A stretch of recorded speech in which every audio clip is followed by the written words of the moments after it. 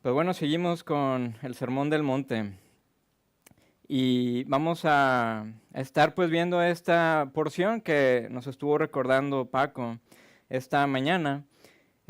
Vamos a estar viendo Mateo capítulo 5 del versículo del 33 al 37, pero seguir recordando esta porción, por qué nuestro Señor nos está hablando de estas cosas. Y hemos visto ya 3 casos de estudio de nuestro Señor Jesús. Ahora viene otra granada a nosotros. Va a ser también una parte un poco difícil para nosotros porque tenemos nuestro corazón duro. Pero todas estas cosas nos las dice Jesús porque nos ama grandemente. Y el contexto de las cuales Jesús nos está hablando acerca de estas cosas de la ley es porque quiere que amemos a los demás, que amemos a Dios con todo nuestro corazón, pero que también nos amemos entre nosotros.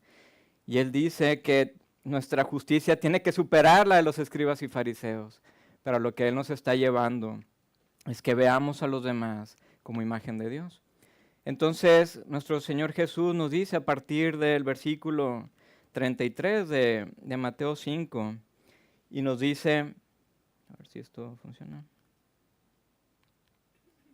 Bueno, si me ayudan por allá atrás, pero pueden tenerlo ya sea en sus Biblias o también va a estar en la pantalla este pasaje. Y dice, también habéis oído que se dijo a los antepasados, no jurarás falsamente, sino que cumplirás tus juramentos al Señor.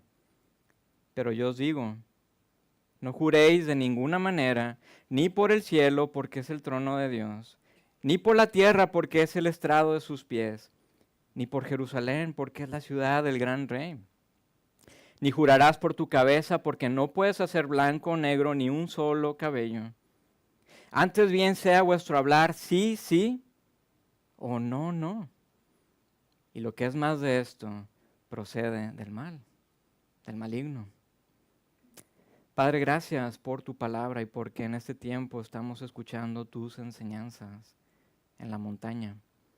Señor, te pedimos que nos ayudes a visualizar y anhelar, Señor, tu reino viniendo aquí en la tierra, como lo hemos cantado. Que tú nos enseñes, Señor, y nos muestres tus caminos, pero sobre todo, Padre, que transformes nuestros corazones. Y sabemos que eso es parte de ti. Tú nos quieres transformar, quieres que seamos luz y sal en medio de donde tú nos tienes, Señor. Abre nuestros ojos y nuestro entendimiento para ver las maravillas de tu palabra esta mañana. Amén. Entonces, hemos visto que Jesús de Nazaret llegó a la tierra y él afirmó que estaba uniendo el dominio del cielo, arriba, los cielos, el dominio de Dios, y lo estaba uniendo con nuestro dominio, lo que pensamos que es nuestro dominio aquí abajo en la tierra. Y esto llamó la llegada del reino de los cielos, la llegada del reino de Dios. Y hemos visto que Jesús invita a la gente para que lo siguieran y para que pudieran entrar en ese reino celestial, aquí en la tierra y en medio de sus vidas cotidianas. Y esto era lo más increíble y son las más grandes noticias del Evangelio de Jesús. Y hemos estado explorando juntos acerca de estas enseñanzas del reino de Dios que conocemos como el Sermón del Monte y que Mateo ha estado recopilando en su Evangelio. Y comenzamos muchos meses atrás con las bienaventuranzas y vimos en ellas que Jesús nos define lo que es la verdadera felicidad, la cual es un estado de florecimiento que es más allá de nuestra comprensión. No es una felicidad ingenua, lo que el mundo busca y corre tras ello, sino que la felicidad de la cual nos habla Jesús es una que es de peso y es gloriosa. De que en medio de todo lo imperfecto en este mundo, Jesús nos dice que son verdaderamente felices aquellos quienes experimentan el mundo y entienden que estamos en un estado por el que vale la pena lamentarse. Que son felices aquellos que se saben necesitados y que reciben el consuelo de Dios. Que son felices aquellos que buscan relaciones justas y ven a los demás imagen de Dios. Que son felices aquellos que buscan incansablemente desplegar el reino de Dios aquí en la tierra. Y después Jesús sigue su discurso y nos recuerda que somos la sal de la tierra y la luz del mundo. Y estas metáforas que Jesús usa son muy interesantes porque nuestro Maestro nos dice que tú y yo somos la visión de una nueva era de bendición y de paz a todas las naciones. Tú y yo somos invitados a mostrar la luz del Evangelio y ser para nuestros amigos y nuestros vecinos un refugio, ser un hogar, un lugar donde existe el amor y la compasión sin igual. Y ahora estamos en esta porción donde estamos aprendiendo cuál es el propósito de la ley. Y vemos cómo Jesús no vino a desmantelar la ley, no vino a abolirla, sino vino a cumplirla totalmente. Y nos ha estado demostrando con estos casos de estudio que nuestra visión de la ley está distorsionada. Porque en primer lugar, la ley no es para esclavizarnos, sino para darnos libertad. Y por otro lado nos ha dicho que hemos abusado de la ley, oprimiendo a los demás. Es más, es por esto que el mundo juzga a los cristianos y el cristianismo, porque nos dicen que estamos siempre poniendo la ley en los demás. Y por eso ven el cristianismo como una opresión. Pero eso es por nuestro problema, por nuestra falta de visión de la ley. Y estamos imponiendo la ley en los demás, en vez de traer libertad. Entonces vemos que Jesús está cambiando totalmente nuestra perspectiva y nos hace ver que debemos amar a nuestro prójimo. En su reino no hay competencia, en su reino no hay posiciones, no hay poder, sino que es un reino de amor y de generosidad. Es un reino de hospitalidad y de un servicio a los demás. Y ahora vamos a ver un cuarto caso de estudio sobre cómo son nuestras relaciones con los demás. Es una cuarta ilustración donde vemos nuevamente la sabiduría de Dios en nuestro trato con nuestro prójimo. Y nos invita a ser honestos e íntegros en nuestras vidas. Así que tenemos ante nosotros otro desafío, pero también una nueva oportunidad de pedir la transformación de Jesús para nuestros corazones, en arrepentimiento y en fe. Entonces Jesús nos dice, también habéis oído que se dijo a los antepasados, no jurarás falsamente, sino que cumplirás tus juramentos al Señor. En esta ocasión Jesús está recordando una serie, una cadena de varios mandamientos que vemos en el Antiguo Testamento sobre los votos y los juramentos. Pero especialmente cuando usamos el nombre de Dios para darle más peso a nuestras palabras. Y de hecho, estos mandamientos, que vamos a estar viendo algunos de ellos, nos ayudan también a tener más luz para entender el significado de Éxodo 27, donde encontramos los 10 mandamientos. Porque Éxodo 27 dice, no tomarás el nombre del Señor tu Dios en vano, porque el Señor no tendrá por inocente al que tome su nombre en vano. Entonces tenemos un caso como Levítico 19:11 que nos dice, no hurtaréis, ni engañaréis, ni os mentiréis unos a otros. Y no juraréis en falso por mi nombre, profanando así el nombre de tu Dios. Yo soy el Señor. Y también otra parte, otra porción en la cual la gente que lo está escuchando también tienen en mente seguramente Deuteronomio 23:23, donde nos dice, lo que salga de tus labios cuidarás de cumplirlo, tal como voluntariamente has hecho voto al Señor tu Dios, lo cual has prometido con tu boca. Así que el usar el nombre de Dios en vano es más que ser profano, y lo cual sabemos que es totalmente mal. Pero nos habla de cuando hacemos tú y yo una promesa o un juramento usando el nombre de Dios, poniéndolo como testigo a nuestras palabras, pero cuando en realidad no tenemos ni la más mínima intención de cumplir nuestra palabra. Entonces Jesús nos detiene a reflexionar de nuevo y ver lo que hay en nuestro corazón y cómo hacemos daño con nuestras palabras. Porque nos muestra que esta serie de mandamientos va más allá de votos y juramentos. Nos está hablando Jesús de una realidad de que muchas veces aparentamos cosas. Porque somos muy buenos para disfrazar nuestro discurso, para disfrazar nuestras palabras. Y esto es tan dañino y es tan desastroso en las relaciones. Imagina que decides irte a la playa a nadar y de pronto ves este triángulo muy interesante acercándose a ti. Y tú dices, qué bonito triángulo, qué hermoso, voy a ver qué es, me voy a acercar, voy a nadar, a acercarme qué es. Claro que no te vas a acercar, ¿verdad? Porque sabes que lo que hay debajo, lo que está conectado con este triángulo, es algo muy espeluznante, algo que está en la profundidad. Hay un monstruo que te hiere, que te devora, que incluso te puede matar. El triángulo que está en la superficie, esa aleta no te hace daño. Lo que te devora es lo que hay en la profundidad. Y esto ilustra nuestro corazón. Nuestro comportamiento y nuestras palabras pueden reflejar algo totalmente diferente de lo que realmente hay aquí adentro, en nuestro corazón. Y como hemos visto anteriormente, nuestras palabras tienen un poder ya sea de construir, pero también de destruir. Ahora, hoy en día vivimos en una cultura escrita, no oral. Como resultado, la mayoría de los juramentos pues, se hacen firmando documentos, papeles, porque en nuestro sistema legal creemos que firmar un contrato y que éste sea atestiguado es más vinculante que una promesa oral pública. Tristemente no nos podemos fiar en tratos de palabras, y esto es lo triste. En la época de Jesús, que era una cultura oral, las promesas orales públicas eran más frecuentes. Pero el principio es el mismo. Un contrato, un juramento es una palabra observada, atestiguada. Mucha gente lo observa, otras personas lo observan. Y como resultado tienes que rendir cuentas. Debes ser coherente con esa palabra. Debes ser fiel a tu palabra. Pero también encontramos el gran valor que tenía en el mundo antiguo el discurso o las palabras de uno, por el gran poder de afectar la realidad.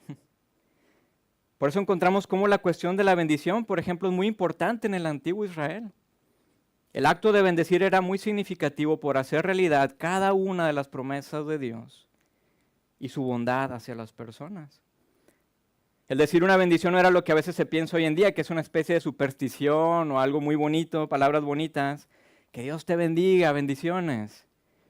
No, era una realidad de traer las promesas de Dios a los demás, a nosotros. Porque nuestro Dios es un Dios que habla y no en vano crea y trae todas las cosas a la realidad, hablando. Vemos que Dios habla y se crea. Entonces en la narrativa bíblica encontramos juramentos importantes y profundos iniciados por Dios mismo. Cuando comienza su pacto con Abraham, como lo sabemos en Génesis, o cuando establece su pacto con el rey David, pero también cuando le promete al rey David un sacerdocio para siempre, un sacerdocio eterno.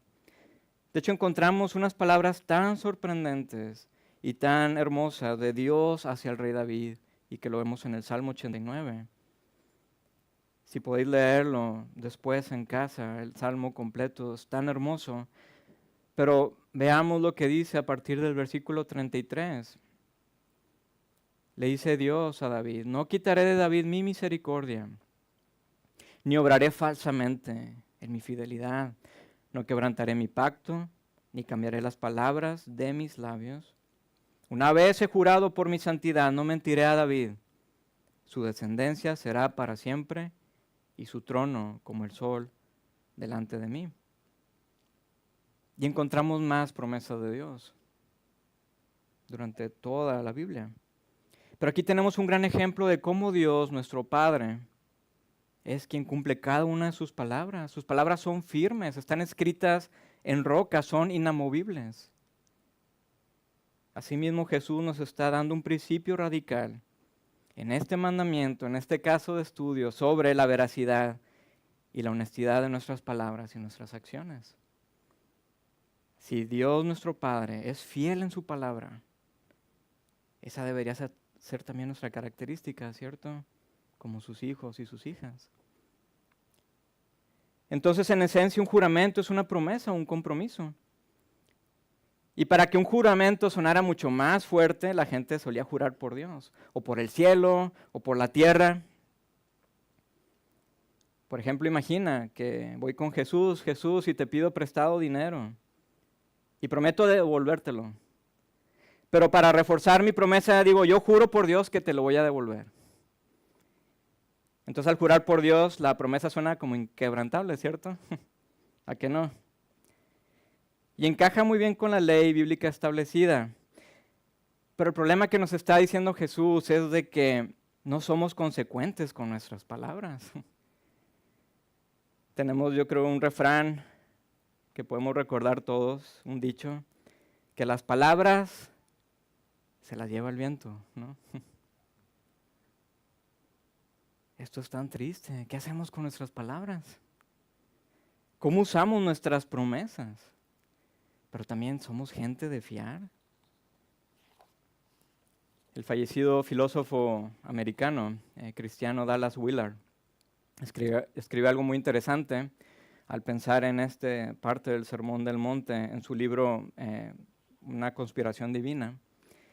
Y dice esto: la esencia de los juramentos a la que Jesús se refiere en el Sermón del Monte consiste en invocar a algo o a alguien, especialmente a Dios, para que tus palabras parezcan más significativas y de mayor peso. El objetivo es impresionar a los demás con tu seriedad o piedad para conseguir lo que quieres. Es un recurso de manipulación diseñado para anular el juicio o la opinión de los demás, con el fin de poseerlos para nuestros propósitos. Es manipulación. O como decimos en nuestra cultura, pirueta. Y Jesús dice que es malo. En lugar de amar y honrar a los demás con sinceridad, la intención es salirse con la suya mediante la manipulación verbal de los pensamientos y las elecciones de los demás. Qué interesante lo que nos dice Dallas Willard. En los tiempos de Jesús ya habían pasado casi unos más de 1000 años de estos mandamientos que estábamos viendo en el Antiguo Testamento. Entonces ya en los tiempos de Jesús ya no se pronunciaba el nombre de Yahweh, evitaban pronunciar el nombre divino, por lo que los juramentos ya no usaban el nombre de Dios, pero usaban cosas relacionadas con él, como el templo, o el oro del templo, o la ofrenda del templo. Pero Jesús nos está diciendo que somos muy listos y buscamos siempre la manera de rodear la ley a nuestro propio beneficio. Mateo también recopila una vez que Jesús denunció públicamente a los fariseos y maestros de la ley. Y entre las cosas por las cuales los está denunciando está precisamente el mal uso de los juramentos o las promesas. Y esto lo vemos en Mateo 23. Entonces Jesús les dijo a las multitudes, ya a sus discípulos: los maestros de la ley religiosa y los fariseos son los intérpretes oficiales de la ley de Moisés, o los que se sientan bajo la enseñanza de Moisés. Por lo tanto, practiquen y obedezcan todo lo que les digan, pero no sigan su ejemplo, pues ellos no hacen lo que enseñan. Aplastan a la gente debajo del peso de exigencias religiosas insoportables y jamás mueven un dedo para aligerar la carga. Esto que nos dice Jesús es para poner mucha atención, porque es mucho lo que hay en juego. Y luego Jesús se refiere más adelante hacia lo que son los votos y los juramentos y sigue diciendo: guías ciegos, ¿qué aflicción les espera? Pues dicen que no significa nada jurar por el templo de Dios, pero el que jura por el oro del templo está obligado a cumplir ese juramento. Ciegos tontos, ¿qué es más importante, el oro o el templo que lo hace sagrado? Y dicen que jurar por el altar no impone una obligación, pero jurar por las ofrendas que están sobre el altar sí la impone. ¿Qué ciegos son? Pues, ¿qué es más importante? ¿La ofrenda sobre el altar o el altar que hace que la ofrenda sea sagrada? Cuando juran por el altar y por todo lo que hay encima. Cuando juran por el templo, no solo juran por el templo, sino por Dios, quien vive allí. Y cuando juran por el cielo, juran por el trono de Dios y por Dios, quien se sienta allí en el trono. Tal vez podemos imaginar la frustración de Jesús al decir estas palabras. Y esto lo dice así porque hemos oprimido, hemos abusado de la ley y no estamos amando a los demás. Estas son palabras tan duras. Pero si nos detenemos y prestamos atención tú y yo al escuchar a Jesús, veo que también caigo en la misma trampa de los fariseos. Tal vez disfrazo mis palabras, o tal vez exagero lo que digo, tal vez manipulo, tal vez hacemos cosas muy sutiles, unos adornos en nuestros logros, unos adornos a nuestro currículum. Son unas mentirillas piadosas por aquí y por allá. Y nos presentamos como alguien que no somos. Me comprometo a hacer algo, pero cuando surge otra cosa que me interesa más, me echo para atrás. O incluso a veces llevamos las cosas a situaciones más extremas. Y lo vemos en los políticos, haciendo promesas que bien sabemos que no van a cumplir. O los medios de noticias torciendo la verdad para manipular o controlar. Amigos, vivimos en un momento en el que las piruetas, como dice Dallas Willard, las piruetas de la verdad están a nuestro alrededor. Y excusamos la deshonestidad con palabras como, bueno, son relaciones públicas, es una gestión de imagen, bueno, es marketing, es publicidad. Y vemos todo esto en las redes sociales también, con una información publicada con cuidadosa curación y con filtros, ¿no? Pero al final vemos que todos estamos en aprietos y hemos creado una imagen que no es. Y entonces el tiburón empieza a herir, y empieza a atacar, y empieza a destrozar. Vemos que no estamos tan lejos de los fariseos, porque podemos defendernos. Bueno, Jesús, claro que no estoy haciendo promesas usando el nombre de Dios o el templo o los cabellos de mi cabeza. Pero tal vez cruzamos nuestros dedos en la espalda, ¿verdad? O escondemos detalles importantes, o ponemos una letra muy pequeñita para que no se den cuenta. O tal vez nos comportamos como el mafioso que sabemos que no es de fiar, pero dice, lo juro por mi madre, ¿verdad? Amigos, Jesús nos habla sobre la confianza que debe haber en las relaciones, pero también nos habla sobre nuestra naturaleza humana, ¿no? Nos muestra que tenemos un problema gordo cuando queremos manipular para parecer dignos de confianza. Pero por eso Jesús está decidido a cambiar las cosas. Él está haciendo un reino totalmente nuevo y los valores de ese reino son contraculturales. Su reino es al revés, como hemos visto, es un reino invertido. Y el eje principal de este reino es el amor. Y donde podemos ser vulnerables, donde podemos ser honestos y transparentes. Donde podemos mostrarnos a nosotros mismos. Pero luchamos constantemente por ser transparentes. Y seguimos de hecho en la misma lucha de Adán y de Eva. Porque cuando pecaron y se vieron desnudos y en vez de correr a Dios buscando perdón y su amor, se disfrazaron con hojas de higuera, aparentando quienes no eran. Y comenzaron a echar culpas en vez de reconocer su error. Pero al final nos quedamos como ellos, como los más grandes impostores, disfrazándonos, portándonos como quienes no somos, tal vez aparentando, tal vez manipulando. ¡Wow! ¿Cómo estamos? Estos casos de estudio en el Sermón del Monte son tan serios y tan delicados para Jesús, ¿verdad? Pero Jesús nos ama tanto que por eso nos llama nuestra atención a que busquemos transformación. Por eso nos dice estas cosas, porque Él desea lo mejor para nosotros. Y por eso se sienta en el monte para enseñarnos y mover nuestra imaginación y ver y anhelar su reino colisionando con nuestro reino. No sé si conocéis esta película con Tom Hanks y Leonardo DiCaprio. Se llama Atrápame si puedes, en español. Si no la habéis visto, bueno, ya tienes un plan este domingo para buscar esta peli y verla porque está muy buena. Y en esta película cuenta la historia real de Frank Abagnale Jr., un chico que desde joven comenzó a vivir una vida de mentiras y de estafa, engañando a cientos de personas. Él comenzó a los 15 años usando cheques falsos y después empezó a llevar las cosas a un extremo que se hizo pasar por piloto comercial y por abogado e incluso hasta un médico. Y antes de cumplir los 20 años, comenzó a los 15, antes de cumplir los 20 años, Abagnale había ya cometido fraudes por valor de $4 millones. Esto es en los 60. En estos tiempos sería alrededor de unos $40 millones. ¿Podéis creerlo? Antes de los 20 años. Viviendo una vida de mentira y de estafa, manipulando. Pero tenemos a alguien reciente y no tan lejano como Frank Abagnale Jr. Tal vez conoces a este personaje, ¿no? De aquí de España. Francisco Nicolás Gómez Iglesias. conocido como el pequeño Nicolás.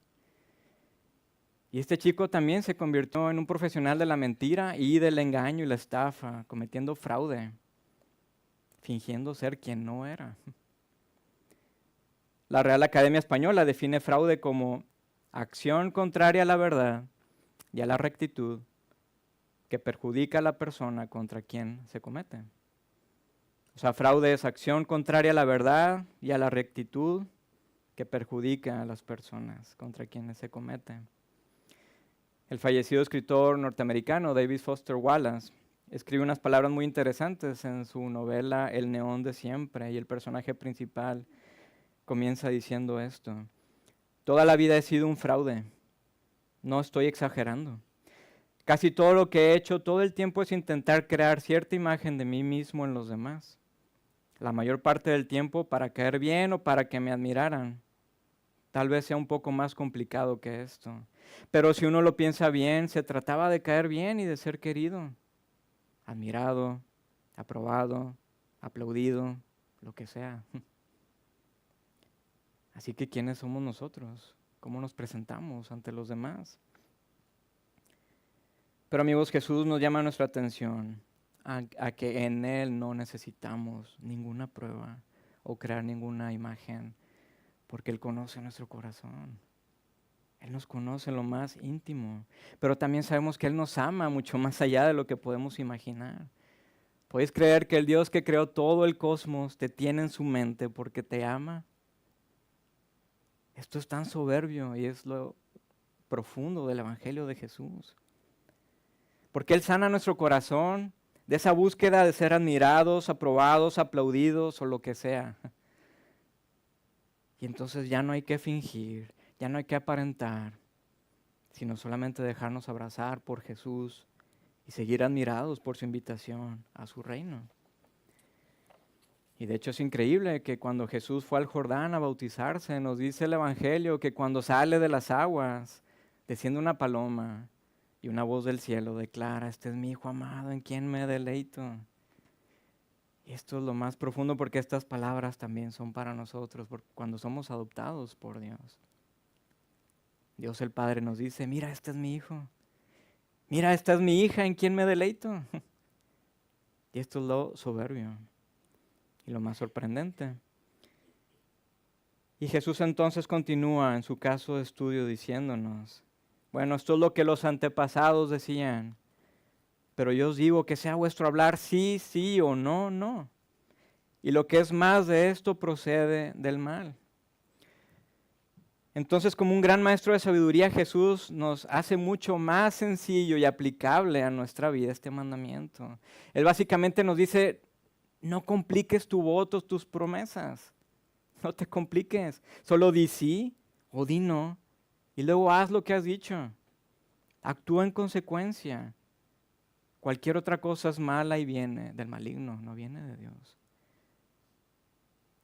Así que en esta invitación Jesús nos ayuda a despojarnos del culto a nuestro yo, donde yo estoy por encima de los demás, donde tengo que pretender, donde yo soy el centro de atención. Y Jesús entonces nos ayuda a ver que los demás son imagen de Dios. Y de esa manera podemos honrarles con nuestra honestidad y transparencia. Jesús nos anima a que nuestras palabras sean sencillas y sin adornos, y sobre todo llenas de amor y de caridad. Y la advertencia de Jesús es muy importante, como lo hemos visto en los otros casos de estudio. Porque en los anteriores los resultados de brincar o negar la ley son muy duros, porque nos habla del fuego del infierno o de cortar nuestra mano, quitarnos un ojo. Y aquí Jesús nos dice que ir más allá de nuestro sí o nuestro no es como actuar como el diablo, el padre de mentiras, quien engañó a Adán y a Eva en el principio. Así que amigos, aprendamos de Jesús, quien es nuestro gran ejemplo de amor y de sabiduría. Jonathan Pennington, el profesor del Nuevo Testamento en Estados Unidos, habla acerca de estas cosas y dice: una vez más, la cuestión en esta enseñanza de Jesús es que la justicia mayor es la integridad de la persona interior. El asunto externo de hacer votos no es más que una ilustración del tema verdadero. ser personas íntegras y sencillas en nuestras palabras, acciones e intenciones. En última instancia, los seres humanos deben ser veraces y fieles a sus compromisos porque Dios mismo es fiel a sus juramentos. Los demás casos de estudio de Jesús concluirán estableciendo esta misma conexión. Los discípulos de Jesús deben ser perfectos como el Padre Celestial es perfecto. De hecho, vamos a ver más adelante lo que significa ser perfectos como Dios es perfecto, porque podemos estar con miedo. ¿Cómo es que me pide una perfección de Dios? Bueno, vamos a ver más adelante realmente qué significa esto de ser perfectos. Pero lo que Pennington nos dice y lo que hemos estado observando en el Sermón del Monte es que Jesús quiere transformar nuestro corazón y hacer algo tan grandioso en nuestras vidas. Y que Él no se rinde y Él no se da por vencido por nosotros. Y lo glorioso de esta transformación es que no solamente va a impactar individuos, sino también a comunidades. Comunidades que tienen gente con vidas nuevas, que cuidan su hablar y que cuidan sus palabras. Que en vez de maldecir y engañar, bendicen y sanan con sus palabras. Pero también otra cosa que seguimos viendo y admirando en este Sermón del Monte es cómo este Jesús es la culminación y es la realidad de las promesas de Dios en el principio. Él es la cristalización del pacto de Dios que Él haya hecho con la humanidad. De que Dios habla y su palabra es una realidad cósmica y sus promesas y sus juramentos se cumplen en Jesús mismo. Él es el Logos, la palabra hecha carne. Así que si recordamos de nuevo el Salmo 89, vemos que Dios ha cumplido cada una de sus promesas. Dice, no quitaré de David mi misericordia, ni obraré falsamente en mi fidelidad, no quebrantaré mi pacto, ni cambiaré las palabras de mis labios. Una vez he jurado por mi santidad, no mentiré a David. Su descendencia será para siempre y su trono como el sol delante de mí. Esta descendencia es Jesús, quien va a estar reinando. Este Jesús lleno de gracia y verdad va a estar reinando y gobernando en ese reino que estamos anhelando, pero que también estamos viendo que misteriosamente está aquí entre nosotros, ahora mismo. Oremos. Muchas gracias, Jesús, porque al sentarnos a tus pies y escuchar de ti, si encontramos palabras duras por nuestra dureza de corazón, es porque nos amas intensamente. Pero vemos que tú eres bueno y que nos tienes en tu mente y que deseas una transformación en nuestras vidas. Ayúdanos, Jesús. Ayúdanos a abrazar tus promesas, a abrazar tu evangelio y buscar tu evangelio constantemente, Señor, como buscamos agua cuando tenemos sed. Ayúdanos, Señor, y que podamos ser una comunidad también de individuos transformados y cambiados por ti, que esta iglesia también, Señor, podamos mostrar luz y sal a los demás y que podamos seguir orando, que se cumpla tu voluntad aquí en la tierra, aquí en Rincón de la Victoria, aquí en Nicea, entre nosotros, como se cumplen los cielos. Ayúdanos, Señor, te lo pedimos en tu nombre. Amén.